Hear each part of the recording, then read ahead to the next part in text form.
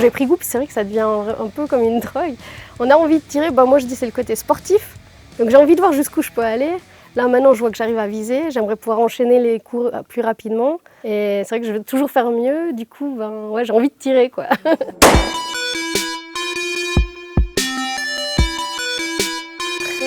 C'est excellent, c'est très bien.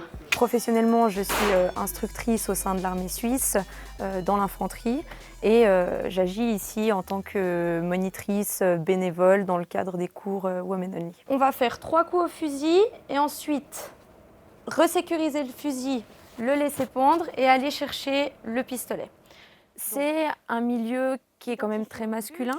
Il y a des femmes, mais elles sont de manière générale aujourd'hui encore minoritaires.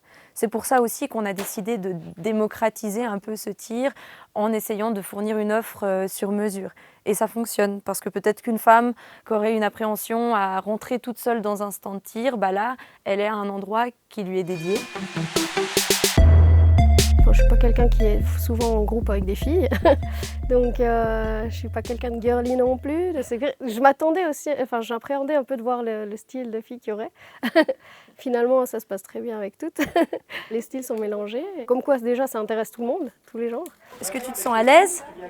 Ouais. Ça m'a l'air pas trop mal. On compte environ 10% de femmes dans les clubs. Les femmes, déjà au début du XXe siècle, faisaient du tir.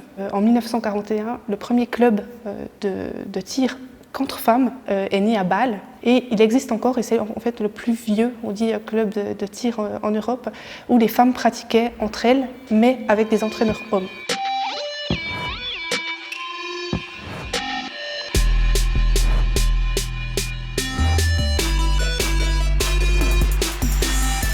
Le fait de mettre en fait plus de femmes dans des campagnes publicitaires, ça peut être une stratégie marketing aussi parce qu'on associe au corps des femmes effectivement plus la douceur. Alors là on est dans les stéréotypes, mais de la douceur, j'ai entendu plein de fois, oui les femmes ce qui est bien c'est que ça amène de l'élégance au tir, enfin cette idée que le corps des femmes serait beau par définition et par nature et que justement en se disant que la manière dont les personnes vont réceptionner ces images, ça va peut-être se jouer sur ces stéréotypes-là et que des personnes verront en fait une image plus douce du tir parce que c'est des femmes qui sont représentées et pas des hommes.